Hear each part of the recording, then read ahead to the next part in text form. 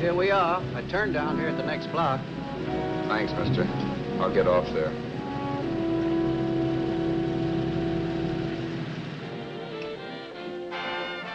Want anything else?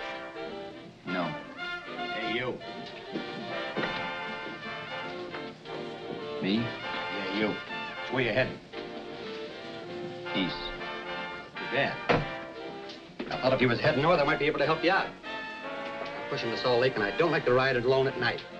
I'm one of those guys that got to talk or I fall asleep. Oh. Sure, now, my partner, he's got Lou to keep him company, but I ain't got nobody at all. Where you coming from? West. Yeah, sure, I know, but where, L.A.? Maybe. Got a cousin out in L.A. You don't say. Yeah, he's been out. You're not much of a talker, are you? My mother taught me never to speak to strangers. Oh, a wise guy. So what? Okay, don't get sore. Just trying to be sociable, that's all. Hey, Glamorous, you change for a dime, will you?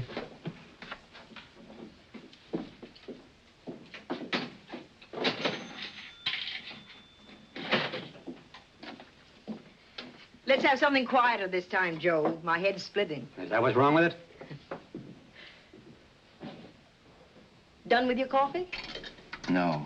And don't rush me, will you?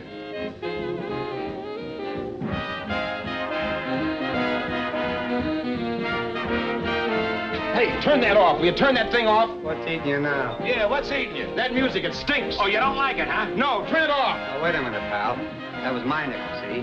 This is a free country, and I play whatever I want to. Okay. Sure, and if you don't like it, you don't have to listen to it. And you can leave here anytime you want to. Okay, I'm sorry I asked. First good piece played tonight and you don't like it. Some people just ain't got any good taste.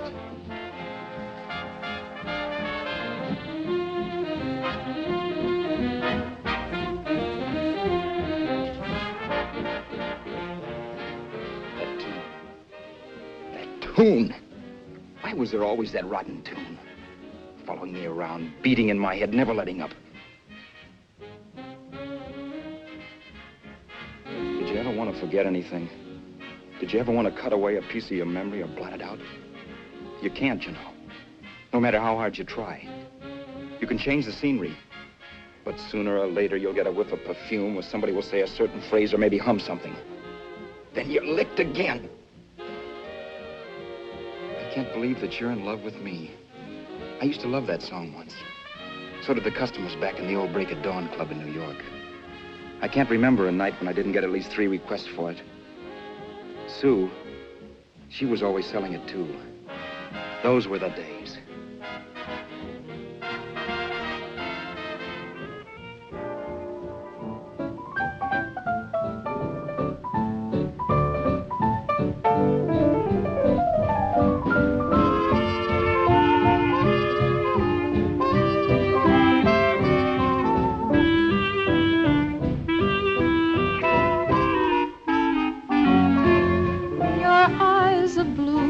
Kisses too, I never knew I can't believe that you're in love with me. You're telling everyone you know that I'm on your mind each place you go. They can't believe that you're in love with me. I have always placed you far above me. I just can't imagine that you love me.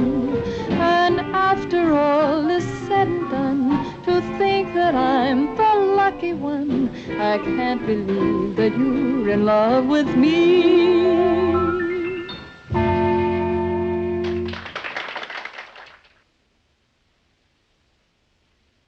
It wasn't much of a club, really. You know the kind. A joint where you could have a sandwich and a few drinks and run interference for your girl on the dance floor.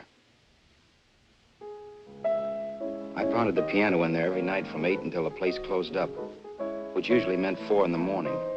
A good job as jobs went in those days. Then, too, there was Sue, who made working there a little like working in heaven. But how we felt about each other, well, there was nothing very unusual in that. I was an ordinary healthy guy, and she was an ordinary healthy girl, and when you add those two together, you get an ordinary healthy romance, which is the old story. Sure, but somehow, the most wonderful thing in the world.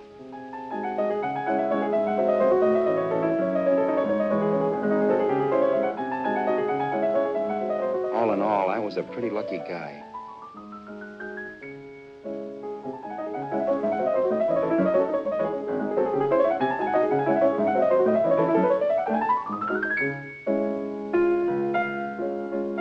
Mr. Paderewski, I presume. It's beautiful. You're going to make Carnegie Hall yet, Al?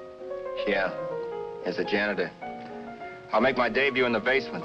I don't blame you for being bitter, darling, but you mustn't give up hope. Why, someday... Yeah, someday. If I don't get arthritis first. In the meantime, let's blow this trap.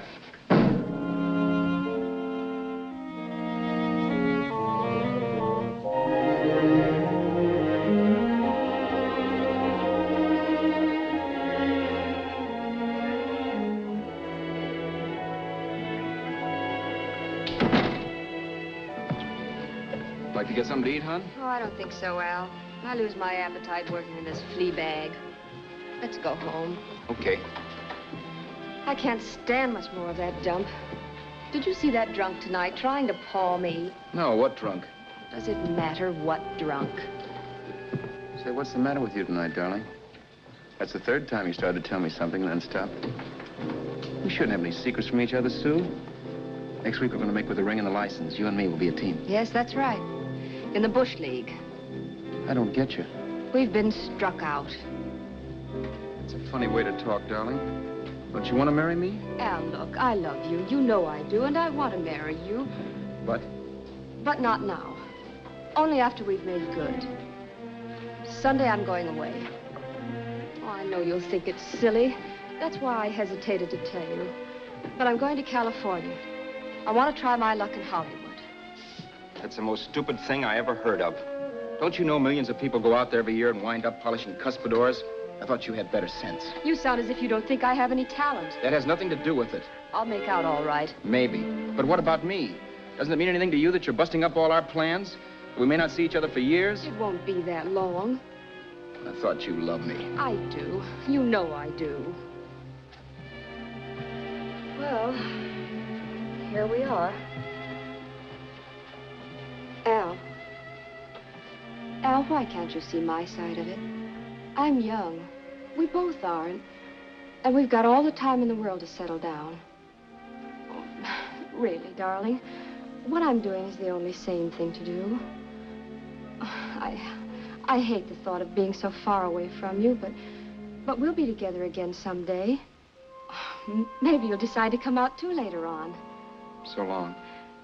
Al, aren't you going to kiss me goodnight? Sure, why not? Good night.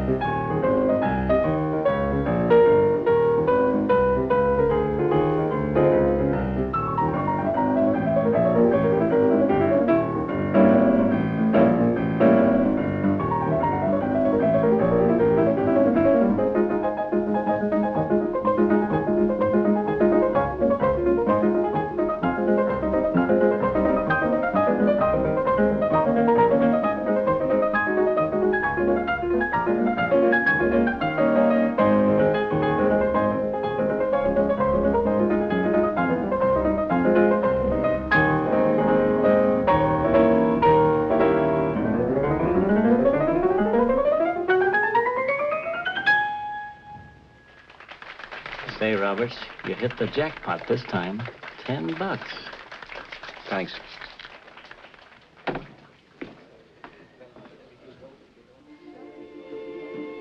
So when this drunk handed me a 10 spot after a request, I couldn't get very excited. What was it, I asked myself? A piece of paper crawling with germs. Couldn't buy anything I wanted. It couldn't... Then I thought of something.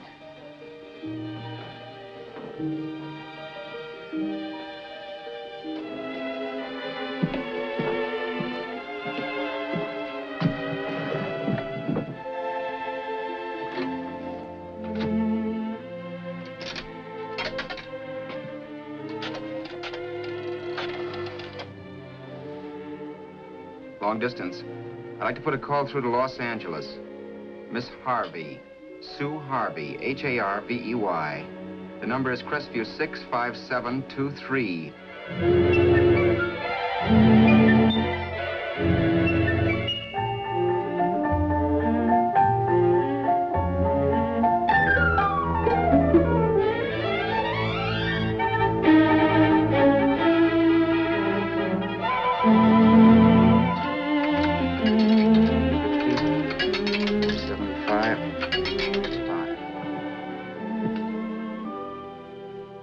Hello, Sue? This is Al. Oh, baby, it's great to hear from you, too. What's that? You do? Oh, me too, darling. I thought I'd go batty without you. I just had to... Huh? You're working as a hashlinger? Gee, honey, that's tough. Those guys out in Hollywood don't know the real thing when it's right in front of them. You just stick it out, Sue, baby. Keep going around to those casting offices. I'm sure you'll click. Look, I'll tell you what. You stay put out there, I'll come to you. No, don't try to stop me. Just expect me. Train? Who knows? Train, plane, bus, magic carpet. I'll be there if I have to crawl. If I have to travel by pogo stick. And then, let's get married right away, huh? That's the stuff. That's what I've been wanting to hear you say. Well, goodbye for now. I'll be seeing you soon.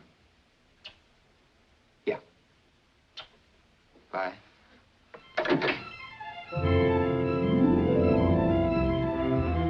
only way I could cross country was to thumb rides. For even after hawking everything, I only had enough money to eat. Money. You know what that is. It's the stuff you never have enough of. Little green things with George Washington's picture that men slave for, commit crimes for, die for. It's the stuff that has caused more trouble in the world than anything else we ever invented. Simply because there's too little of it. At least I had too little of it. So it was me for the thumb.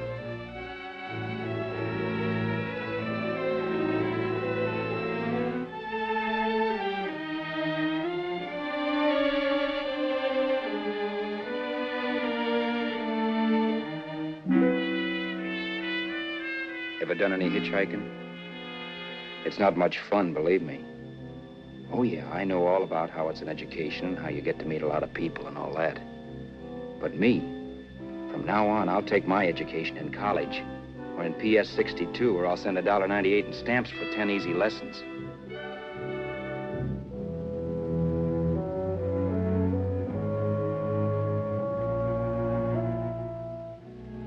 Thumbing rides may save your bus fare, but it's dangerous. You never know what's in store for you when you hear the squeal of brakes. If only I had known what I was getting into that day in Arizona. Here, throw that in the back seat. Okay, let's go. Make sure that door is closed.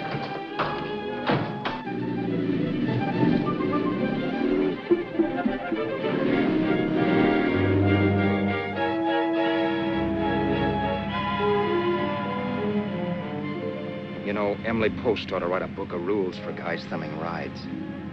Because as it is now, you never know what's right and what's wrong. We rode along for a little while, neither one of us saying anything. I was glad of that. I never know what to say to strange people driving cars. Then, too, you can never tell if a guy wants to talk. A lot of rides have been cut short because of a big mouth. So I kept my mouth shut until he started opening up. Hand me that little box, the compartment, will you, pal? Hold the wheel, will you?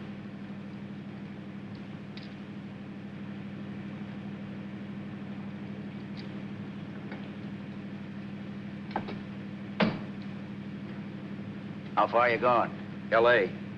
Well, you're really traveling, aren't you? Yeah, but I don't expect to make it for a couple of years at the rate I've been promoting rides. Not much luck, huh? Sure, all bad.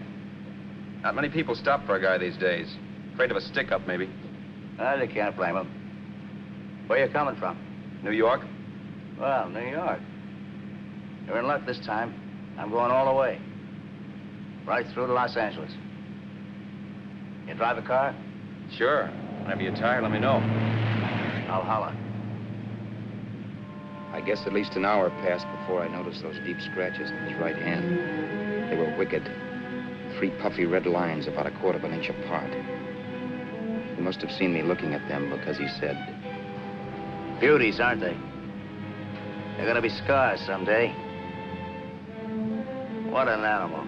Whatever it was, it must have been pretty big and vicious to have done that. Right on both counts, New York. I was tussling with the most dangerous animal in the world. A woman. She must have been Tarzan's mate. Looks like you lost the bout. Certainly wasn't a draw. You know, there ought to be a law against dames with claws. Yeah. I tossed her out of the car in her ear. Was I wrong? Give a lift to a tomato, you expect her to be nice, don't you? Yeah. After all, what kind of dame son rides? Sunday school teachers?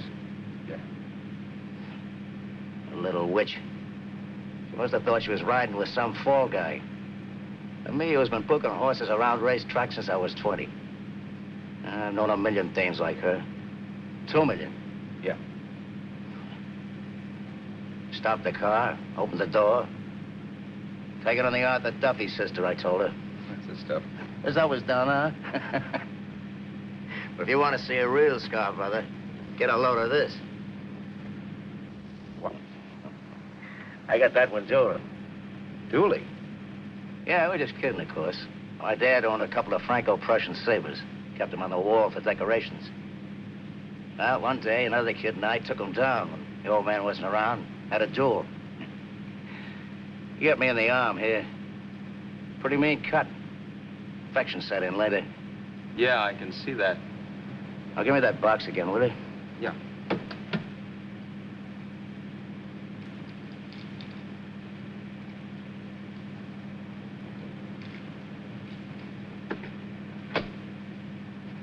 Pain made me lose my head, I guess. Began slashing. Before I knew it, I'd put the other kid's eye out. That was tough. Well, it was just an accident, of course. But you know how kids are. I got scared, decided I was going to run away from home. Old man almost caught me when I was packing my duds. The bloody rag I had wrapped around my wrist hadn't caught his attention. You've seen the bundle for sure. But I beat it when he was phoning for a doctor. That was 15, 16 years ago. I haven't been home since. Pull in there for a bite or something, huh? a bite or something. Brother, was I hungry. I hadn't had anything in my stomach for hours. Yet even with that gnawing in the pit of my belly, I didn't want to be in too big a rush to put on the feed bag. First, I had to make sure this guy knew the score. If I got him down on me, it was goodbye ticket to Hollywood. I'll wait out here for you, mister. If it's the money, don't worry about paying for it. This time it's on me. Well, that's white of you, Mr. Haskell, think nothing of it. You make your first million, maybe you can do the same for me. Come on, New York. I gotta make the West Coast by Wednesday. There's a horse running at Santa Anita named Pirate Bicycle. Means to order me if I'm on him. We'll make it all right. He did most of the talking during the half hour we were in the place. I ate. He rambled on about his old man, whom he hadn't heard from since he ran away as a kid. And how he happened to become a bookie. And then all about how he got rooked in Miami. One race, 38 grand. They cleaned out my book. How do you like that? That was tough luck. Yeah, and I'm supposed to be the smart guy. Well, you just wait. I'm going back to Florida next season with all kinds of jack. And you'll watch those stinkers run for cover. Want anything else? No, thanks. I've had plenty.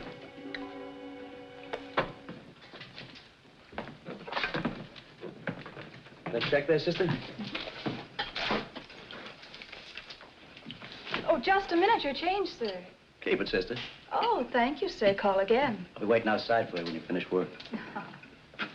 Sharp check, huh?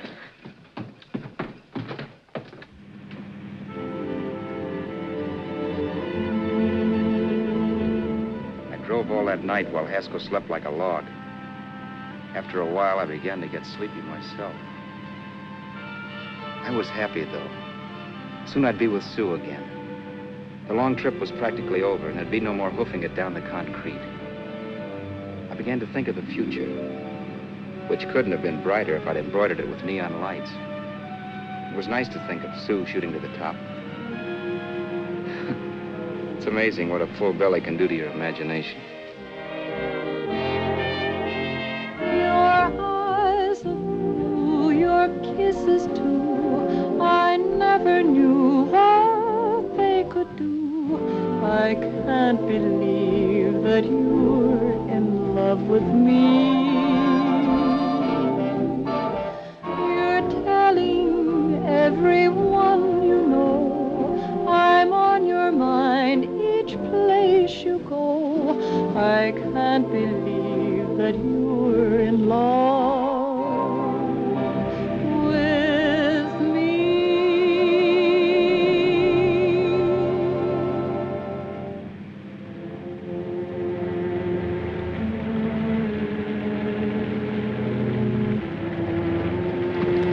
Mr. Haskell? Mr. Haskell? Mr. Haskell, wake up. It's raining. Don't you think we ought to stop and put up the top?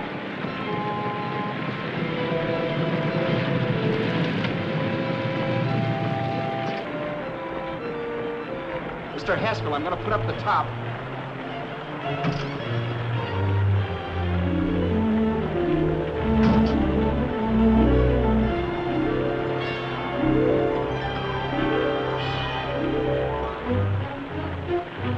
Until then, I'd done things my way. But from then on, something else stepped in and shunted me off to a different destination than the one I had picked for myself. For when I pulled open that door... Mr. Haskell, what's the matter? Are you hurt?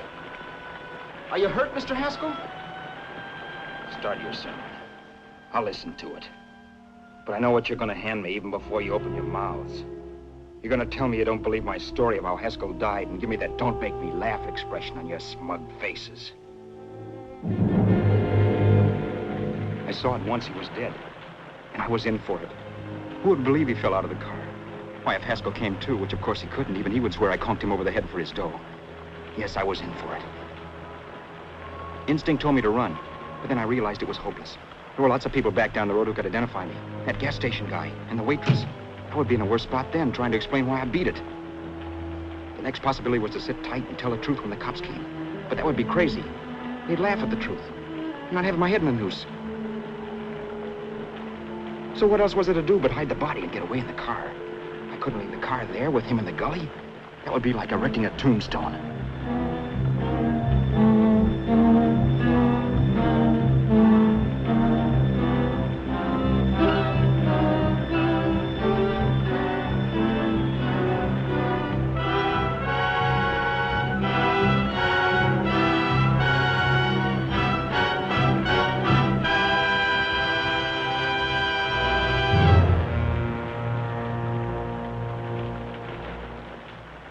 My idea was to cover him with brush, not to rob him. But then I remembered that even if I only drove the car for 100 miles or so, I would need money for gas. Besides, it was stupid of me to leave all that money on a dead man. Not only that, I'd have to take his driver's license in case I was stopped for something. I didn't like to think about it, but by that time I'd done just what the police would say I did, even if I didn't. My clothes. The owner of such an expensive car would never be wearing them. Some cop might pull me in on suspicion.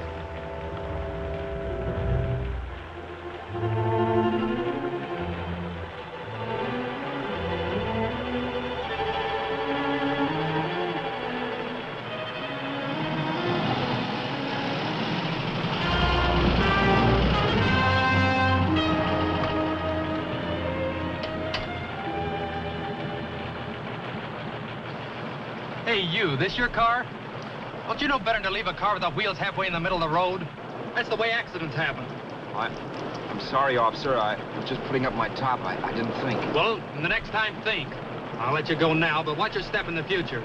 I know that's a lonely stretch, but cars come by here once in a while, and we have plenty of crack-ups. Thanks, officer.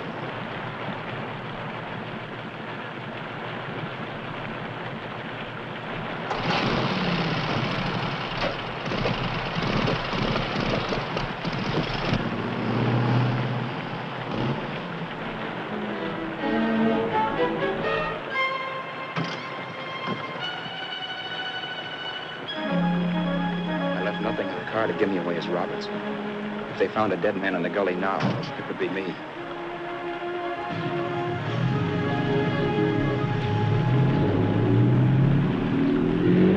As I drove off, it was still raining. The drops streaked down the windshield like tears. I kept imagining I was being followed and that I could hear sirens back in the distance.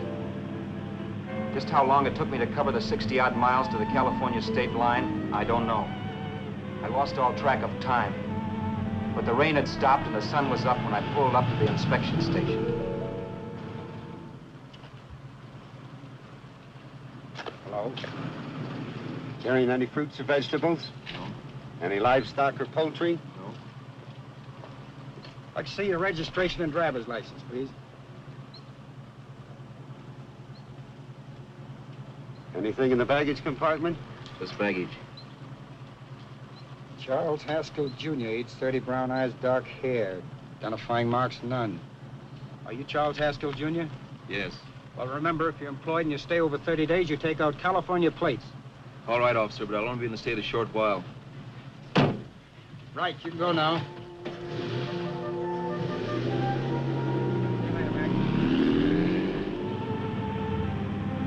I couldn't drive any farther without some sleep. Cops or no cops, I knew I had to hit the hay and hit it hard. I was dead tired.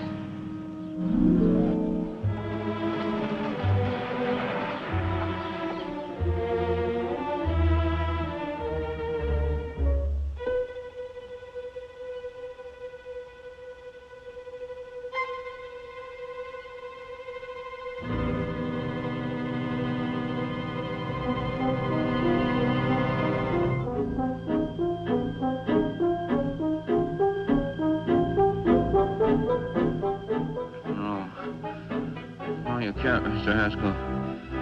No.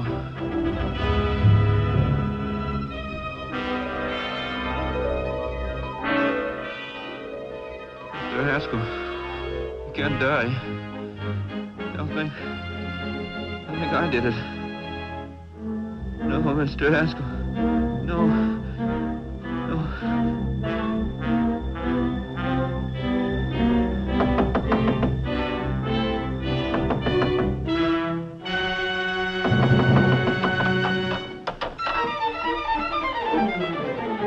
Who's there?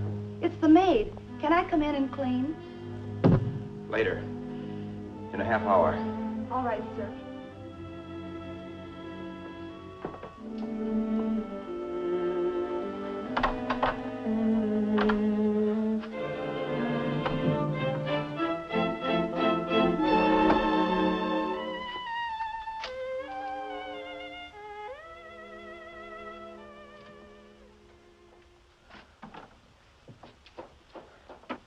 There was no time to lose.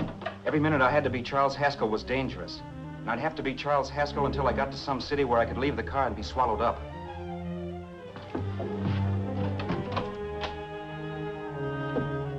That meant driving the car as far as San Bernardino, maybe even to Los Angeles. In a little town, I might be noticed, but in a city, I should be safe enough. Then, after I ditched the car, I could go on to Sioux. But those 5 minutes at the state line made me realize it might be a good idea to find out a little bit about Mr. Haskell. Then, if anybody asked me questions, I could give the right answers. The first thing I found out was that I had $768. This was a lot of jack, but believe me, it was the kind of money I'd rather not have.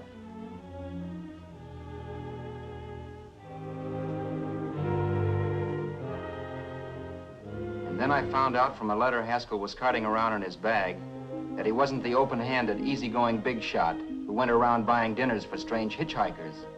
Before I got done reading it, I saw him more as a chiseler. It was written to his old man in California, the one he hadn't seen in so many years. In it, Haskell posed as a salesman of hymnals, of all things. It was easy to see where Haskell expected to raise a new stake for his book in Miami by rooking his old man. That was about all I found out from his effects, and it was enough. I told myself, maybe old man Haskell was lucky his son kicked off. He would never know it, but it saved him from taking a flyer in sacred literature preferred.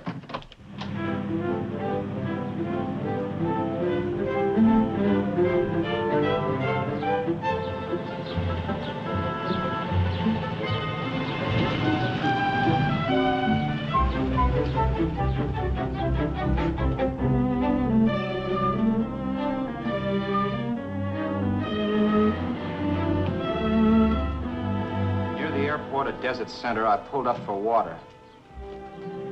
There was a woman. Hey, you! Come on if you want to ride.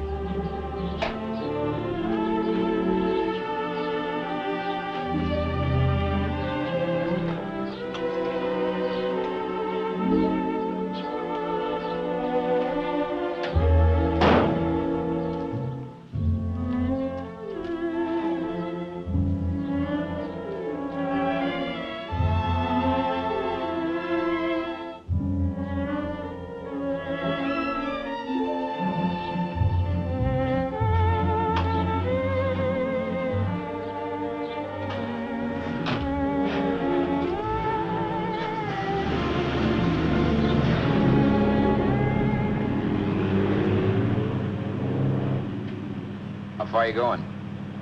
How far are you going? That took me by surprise, and I turned my head to look her over. She was facing straight ahead, so I couldn't see her eyes. But she was young, not more than 24. Man, she looked as if she'd just been thrown off the crummiest freight train in the world. Yet, in spite of this, I got the impression of beauty. Not the beauty of a movie actress, mind you, or the beauty you dream about when you're with your wife, but a natural beauty. A beauty that's almost homely because it's so real. Then suddenly she turned to face me. How far did you say you were going? Los Angeles? L.A.? L.A.'s good enough for me, mister. That's what I was afraid of. What'd you say? Oh, nothing, just thinking out loud. People get in trouble for doing that. What's your name? You can call me Vera if you like. You live in Los Angeles? No. Where are you coming from? Oh, back there. Needles? No. Oh, sure, Phoenix. You look just like a Phoenix girl. Are the girls in Phoenix that bad? The girl must have been pretty tired, because she fell asleep not 20 minutes after she stepped into the car. She lay sprawled out with her head resting against the far door, like Haskell. I didn't like that part of it much, but I didn't wake her up. It wasn't that this girl still worried me. I'd gotten over that funny feeling I had when she looked at me, which I put down as just my jangled nerves. With her eyes closed and the tenseness gone out of her, she seemed harmless enough. And instead of disliking her, I began to feel sorry for her. The poor kid probably had had a rough time of it. Who was she anyway? And why was she going to Los Angeles? And where'd she come from in the first place? The only thing I knew about her was her name. Not that it made any difference. A few hours more and we'd be in Hollywood. I'd forget where I parked the car and look up Sue. This nightmare of being a dead man would be over. Who this dame was, well, it was no business of mine. Where did you leave his body? Where did you leave the owner of this car? You're not fooling anyone. This buggy belongs to a guy named Haskell. That's not you, mister. You're out of your mind. That's my name, Charles Haskell. I can prove it. It's my driver's Save license. yourself the trouble, mister. Having Haskell's wallet only makes it worse. It just so happens I rode with Charlie Haskell, all the way from Louisiana. He picked me up outside of Shreveport. You rode? You heard me. Then it all came back to me. All the talk about dueling and scars and scratches. There was no doubt about it. Vera must be the woman Haskell had mentioned. She must have passed me while I slept. Well, I'm waiting. My goose was cooked. She had me. That Haskell guy wasn't dead yet. He wasn't stretched out stiff and cold in any Arizona gully. He was sitting right there in the car, laughing like mad while he haunted me. Well? There was nothing I could say. It was her move. Vera, whatever her name was, it was just my luck picking her up on the road. It couldn't have been Helen, or Mary, or Evelyn, or Ruth. It had to be the very last person I should ever have met. That's life. Whichever way you turn, fate sticks out a foot to trip you.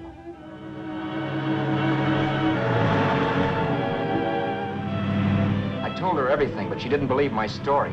I should have saved my breath. That's the greatest cock and bull story I ever heard. So he fell out of his car. Say, who do you think you're talking to, a hick? Listen, mister, I've been around, and I know a wrong guy when I see one. What'd you do, kiss him with a wrench? Now, wait a minute. What I told you was true. You see, that's why I had to do it. You think I killed him? Well, the cops would have thought so, too. Yeah, well, maybe they still think so. What makes you so sure I'll shut up about this? Vera, I'm innocent. Give me a break, will you? It won't do me any good having you pinched. The cops are no friends of mine. Now, if there was a reward, but there isn't. Thanks. Don't thank me yet. I'm not through with you by a long shot. Let's see that roll.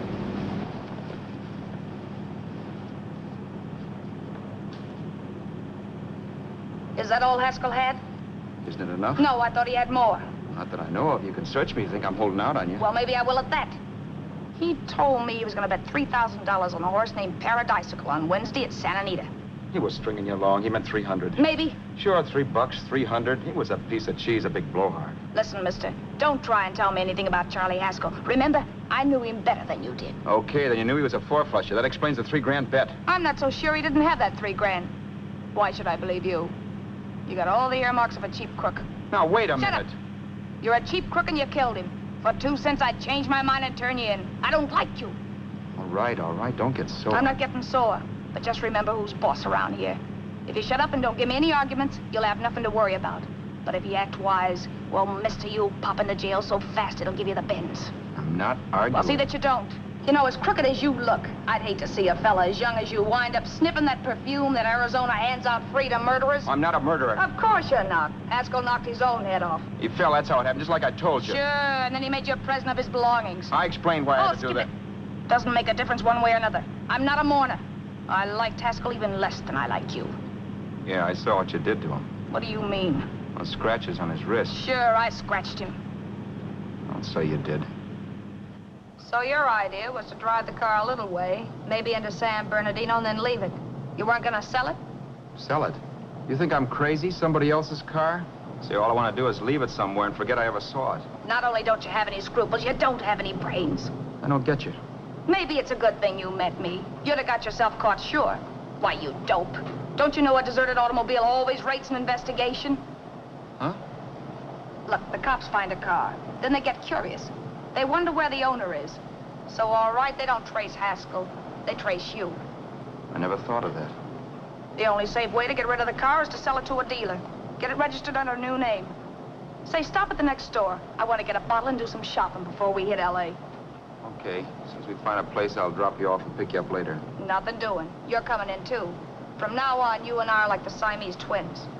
Have it your way, but I don't get the point. The point is, I don't want you to get lost. I'm not going to beat it if that's what you're afraid of. I'll say you're not. Well, I'm going to see that you sell this car so you don't get caught. Thanks. Of course, your interest wouldn't be financial, would it? You wouldn't want a small percentage of the profits. Well, now that you insist, how can I refuse? 100% will do. Fine. I'm relieved. I thought for a moment you were going to take it all.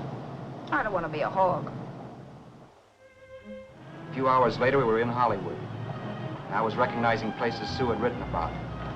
It struck me that far from being at the end of the trip, there was a greater distance between Sue and me than when I started out. Vera wasn't kidding with that Siamese twins crack. She rented a little apartment as Mrs. Charles Haskell. When I objected to this, she explained that it was on account of the car. A dealer might think something was funny if he called and found we were using different names.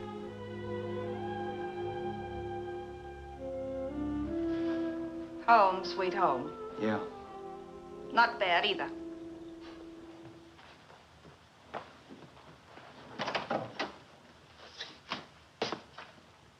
In case there's any doubt in your mind, I'll take the bedroom. Yeah. Sure is stuffy in here.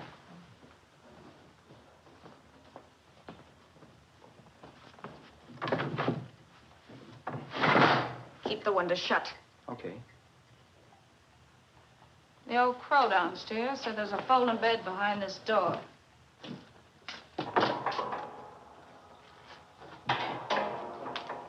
You know how to work it? I invented it. Some joint. One can't have everything.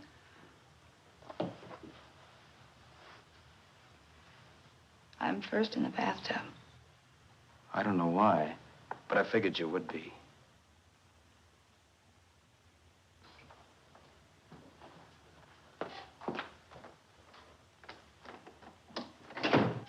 Boy, oh boy. It sure feels good to be clean again. I must be 10 pounds lighter. You must be. Well, hitching rides isn't exactly the way you keep your schoolgirl complexion. I wish that guy with the sax would give up. Gets on my nerves. Forget it. Have a drink. Aren't you afraid I might take you up on it? If I didn't want to give you a drink, I wouldn't have offered it. Might be a sore head, Roberts. You got yourself into this thing. You should be grateful I'm not turning you in. Why, if I wasn't regular, you'd be in the pen this minute, being photographed, fingerprinted, and being pushed around by the cops. So cheer up. Get rid of that long puss. Or is your conscience bothering you?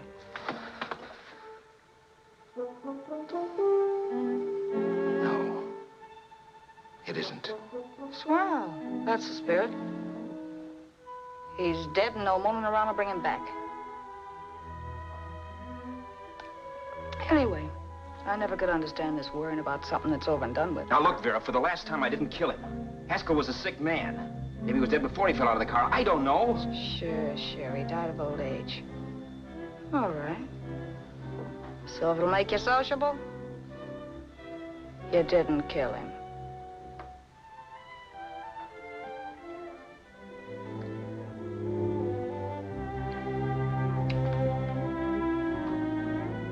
Thanks.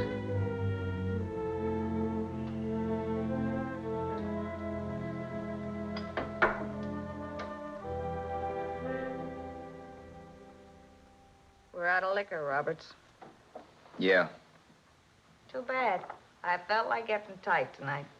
Well, I think you succeeded. Am I tight? As a prima donna's corset. That's good. I wanted to get tight. Why? What have you got to get tight about? Oh, I don't know. Few things.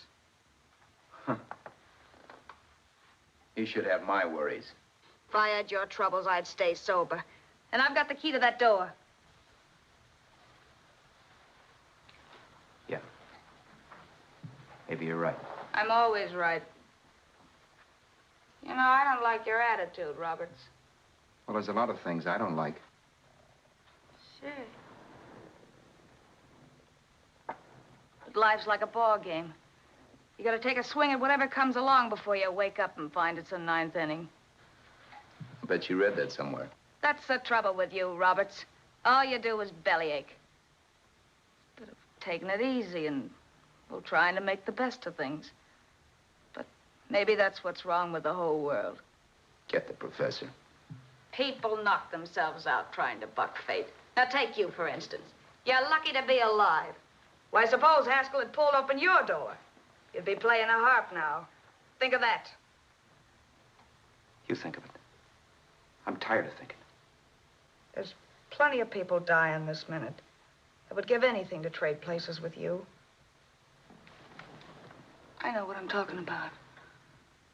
I'm not so sure. At least they know they're done for.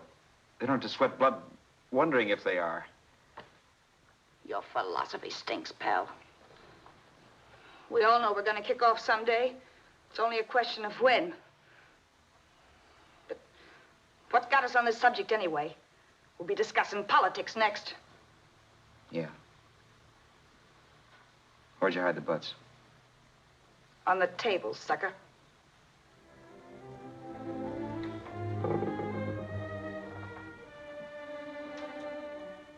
We bored each other with conversation for a couple of hours longer. Every 5 minutes, one of us was wishing we had another bottle or a radio or something to read. Then finally, we ran out of chatter. I know it's only 11 o'clock, but I want to get up early and make the rounds of the used car lots. No hurry about that. We got all the time in the world. Maybe you have, but if you think I want to stay cooped up in this place any longer than I have to, you're batty. It's not a bad place. Pay plenty for diggings like this in New York. I wouldn't like it if it was the Ritz.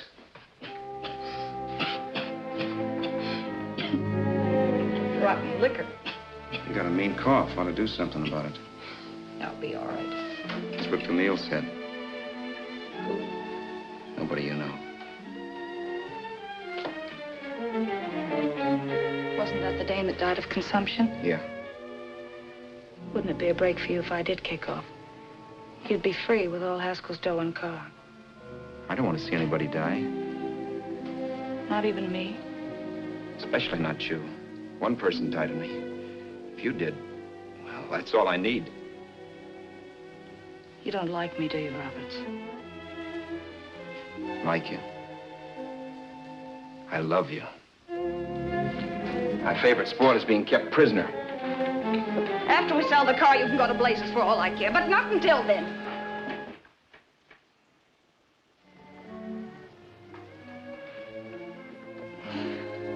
I'm going to bed.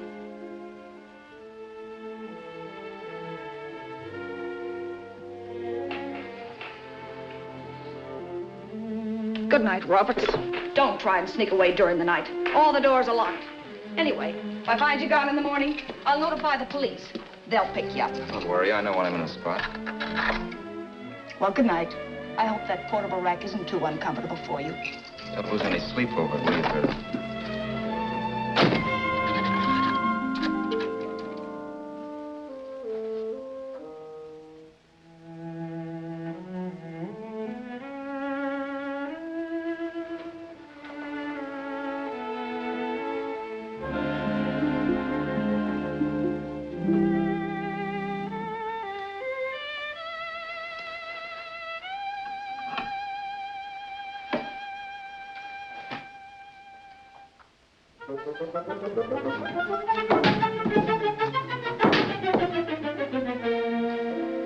Crestview.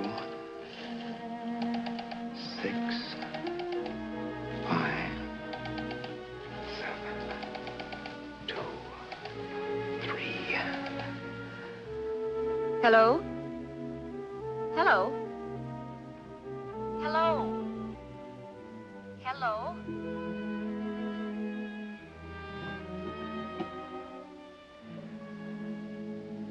No. Not yet, darling. Tomorrow. Maybe.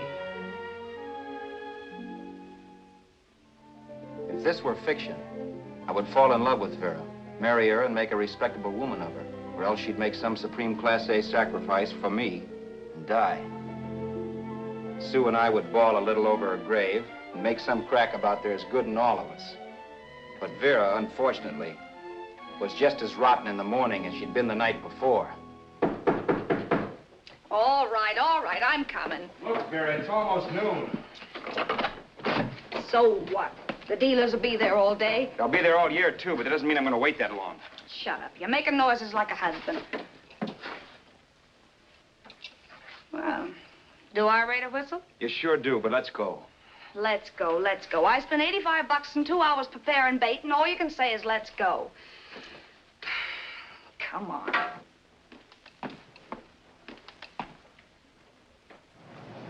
We passed a few used car lots last night down this way. What do you think we can get for this heap? I don't know. Plenty. You just let me handle everything. Think we can get $2,000? I don't know, but don't worry. I'll squeeze as much out of this guy as I can. If I let it go cheap without a fight, he might think we've stolen the car. And listen, don't make any slips and call me Roberts. That'll cook us. I don't need you to tell me that. You better just sit by and keep your mouth closed. Remember, we're both in the soup if anything happens. Forget it and drive. You're my wife, Vera Haskell. Look, after the deal's closed, let's go back to that place on Hollywood Boulevard where I saw the fur jacket. I want to buy it. After the deal's closed, I'm saying goodbye to you. That's right, I forgot. I guess I'm getting kind of used to you. Well, that's a habit you can start breaking. Let's try this place in the middle of the block.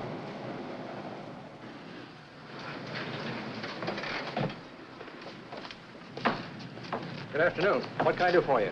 We're interested in selling a car. If the price is right. Well, if it's in good mechanical condition, it should blue book for about $1,600. Tony, take a look at this motor. 1,600. Are you kidding?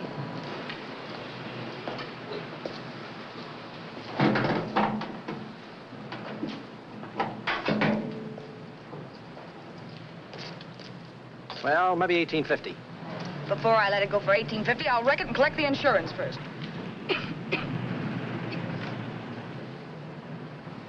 Lady, this motor's seen a lot of driving.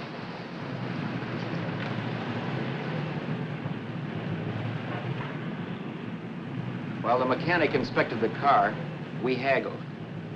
At last, when we were all worn out, we hit a compromise. His price. Okay, it's a deal. All right, come in. We'll sign the papers. I have the ownership papers right here with me. Look, Vera, in the meantime, will you clean out the dash compartment? There may be some stuff in it. All right, darling. 1,850 bucks. That dirty crook.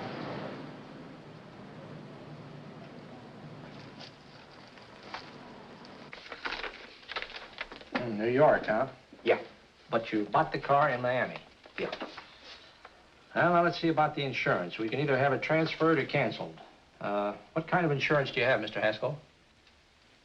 Well, aren't all the papers there? I don't see any. Surely you know what type of insurance you carry in the car. The name of the company? Yeah, but, Well, if you'll just tell me the name of the company, I'd be very glad to take care of all the details. well, Did you sign the papers yet? not yet. Well, don't. We're not selling the car. Oh, wait a minute, Miss Haskell. Come on, darling. What's the matter? Change your mind? Yes, I'm sorry. I guess I have. But, Vera... Let's go.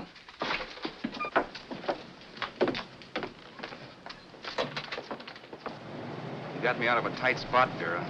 But I still don't understand all this. You will in a minute. I almost threw away a gold mine. 1850 isn't to be sneezed at. The car doesn't book for as much as I thought. We're not selling the car. You want to keep it. Now, wait a minute, Vera. You said yourself I wouldn't be safe until the car was in someone else's name. I'd like to be free of this mess when I go. That's just it, Roberts. You're not going. There's a drive-in at the next corner. Pull in there and we'll get a bite to eat. And I'll explain. What is this, another one of your brilliant ideas?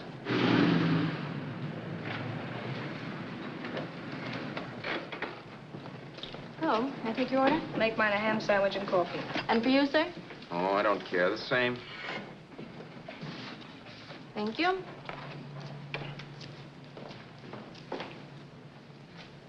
Get this, Vera. I've been pretty patient so far. I've done everything you asked me to do, but no more. Shut up. You've taken Haskell's money.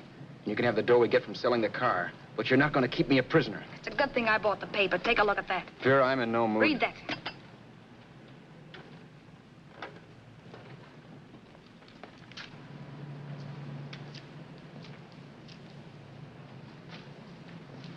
No. Yes. No, I won't do it. Yes, you will. You think I'm crazy? It's impossible, I tell you. Excuse me.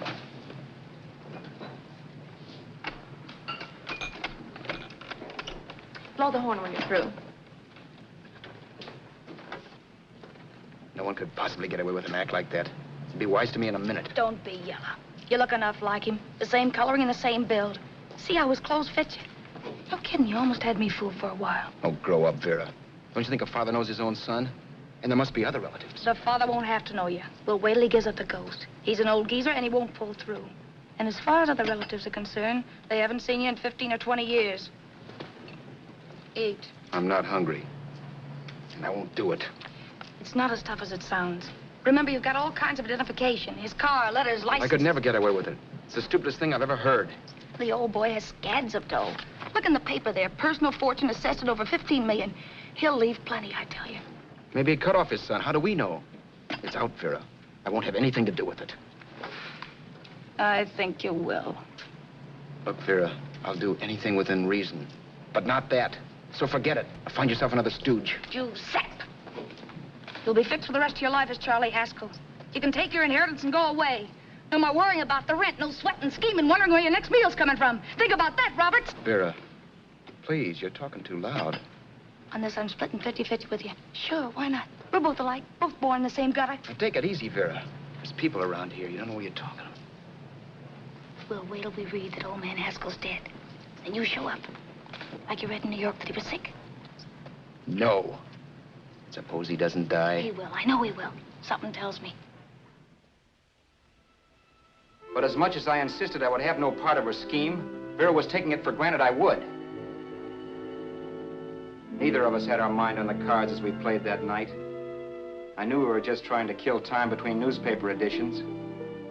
This was a death watch for Vera. Maybe it was for me, too. Don't you realize if I'm caught, they'll want to know where I got the car and stuff, and they'll have me on a murder charge. If you're smart, you won't get caught. I knock with 7. And if I'm caught, don't you realize you'll be out, too? 18 points, that gives me 30. How will I be out? You'll be out $1,850 we would have gotten on the car. Really, Vera, you'd be an awful chump if you threw away all that dough on a dizzy long shot. Let me sell the bus tomorrow. With the money it'll bring and what you've already got, a clever kid like you can run it up in no time. Then we'd both be in the clear. I'll be in the clear anyway. Maybe. Maybe. But if I got caught, I'd get good and sore at you, you know. You mean you'd squeal? Well, no, not squeal exactly. Never mind what you meant. Even if you did tell the cops I was in on it with you, what could they do to me?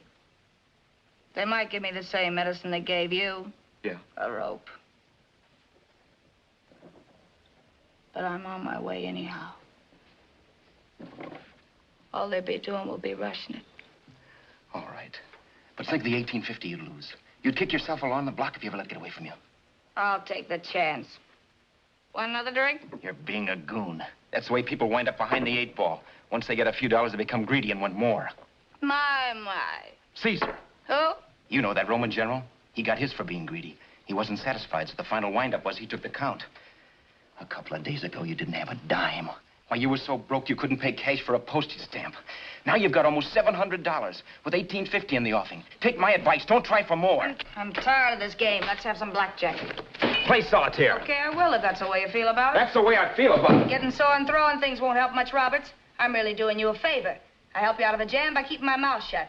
I show you how to make some soft money. And what thanks do I get? Thanks. Sure. Or would you rather call the cops and told him you killed a man and stole his money? I didn't kill anybody. Yes, you did. No, I didn't. You know I didn't. All right, then. Suppose I call the cops. If you're innocent, what do you got to be scared of? Okay. Call them, you mutt. Go ahead and call them. See if I care. At least they'll give me a square deal. You want me to call them? You heard me. But I'm warning you. If I'm pinched, I'll swear you were in on it. I'll say that you helped me. If I fry, I'll get even with you. You wouldn't dare. You didn't. Yeah? Then try it and see. Call them. Yeah. Okay, I will.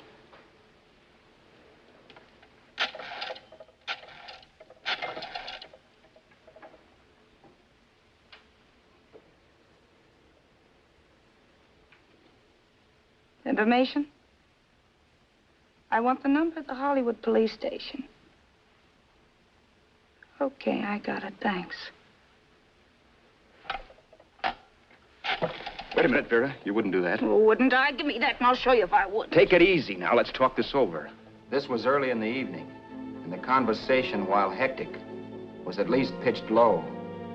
But as the minutes passed, and more obstacles to her plan popped into my head, the air got blue. Each word coming from our lips cracked like a whip. I reminded her that as Charles Haskell, I didn't even know my mother's name, where I'd gone to school, the name of my best friend, whether I had an Aunt Emma or not, my religion, and if I'd ever owned a dog. I didn't even know what my middle initial stood for. I also pointed out that the real Haskell had a scar on his forearm. His people never saw that scar. He told me he ran away right after putting out the kid's eye. Yeah, but his father knew he was cut. It'd have to be some kind of a mark. So what? The old man's dead, or will be. I hope by tomorrow morning's papers. Anyway, you could cut yourself a little, couldn't you? Boy, for that kind of dough, I'd let you cut my leg off. You're drunk and you're crazy mad, Vera. Turn me in if you want to, but I won't get mixed up in this. Besides, how do we know? Haskell was such a phony. Maybe he wasn't the man's son at all. Maybe he just dreamed it up. Well, dream it or not, you won't be dreaming when the law taps you on the shoulder. There's a cute little gas chamber waiting for you, Roberts. And I hear extradition to Arizona's a cinch. Where's that phone? Vera! Leave me alone. Vera! Here. I want a phone. Call police. I hate you yellow stinker. You leave me alone. I'll let you alone when you promise to leave the phone where it is. You're drunk. You don't know what you're doing. You're hurting me. Will you promise? All right.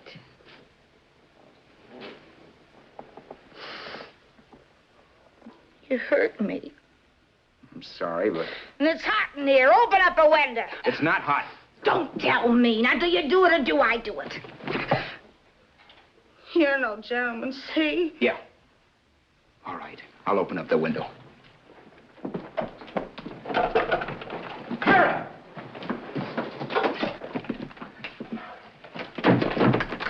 Vera, open the door. Please open the door. Vera, open the door. Don't use the phone. Listen to me. I don't like you, Roberts. You're no gentleman, see? You hurt my hand, and I'm going to get even with you. If you don't open the door, I'm going to kick it down, Vera. Vera, don't call the cops. Listen to me. I'll do anything you say. Vera, let me in. I'll break the phone.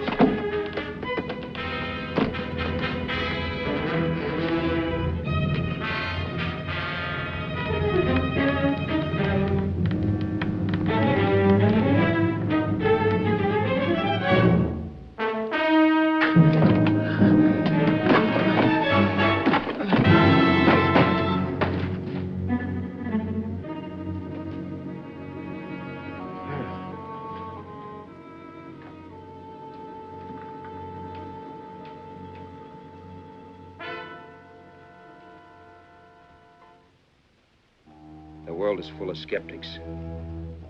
I know. I'm one myself. In the Haskell business, how many of you would believe he fell out of the car? And now, after killing Vera without really meaning to do it, how many of you would believe it wasn't premeditated? In a jury room, every last man of you would go down shouting that she had me over a barrel and my only out was force. The room was still. So quiet that for a while I wondered if I had suddenly gone deaf. It was pure fear, of course. And I was hysterical. But without making a sound. Vera was dead.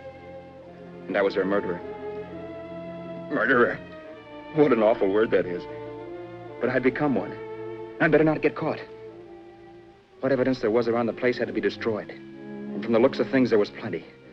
Looking around the room at things we'd bought was like looking into the faces of 100 people who'd seen us together and who remembered me. This was the kind of testimony I couldn't rub out. No. I could burn clothes and hide bottles for the next 5 years. There'd always be witnesses. The landlady, for one. She could identify me. The car dealer, the waitress in the drive-in, the girl in the dress shop, and that guy in the liquor store. They could all identify me. I was cooked. Done for. I had to get out of there. While once I'd remained beside a dead body, planning carefully how to avoid being accused of killing him, this time I couldn't. This time I was guilty. Knew it. Felt it. I was like a guy suffering from shock. Things were whirling around in my head. I couldn't make myself think right. All I could think of was the guy with the saxophone and what he was playing. It wasn't a love song anymore. It was a dirge.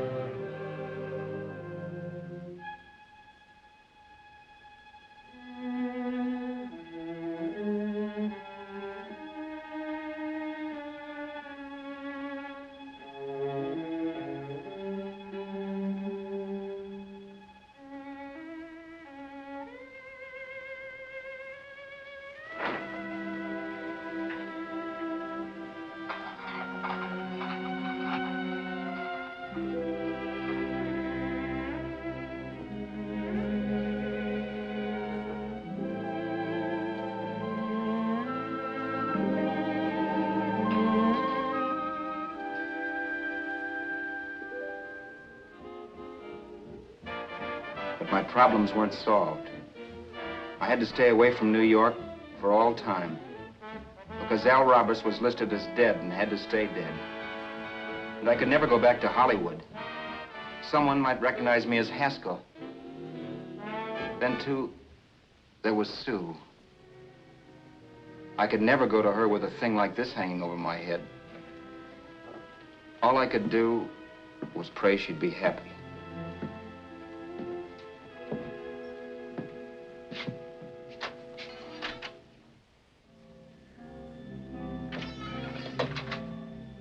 I was in Bakersfield before I read that Vera's body was discovered, and that the police were looking for Haskell in connection with his wife's murder. Isn't that a laugh? Haskell got me into this mess, and Haskell was getting me out of it. The police were searching for a dead man. I keep trying to forget what happened and wonder what my life might have been if that car of Haskell's hadn't stopped. But one thing I don't have to wonder about. I know. Someday a car will stop to pick me up that I never thumbed.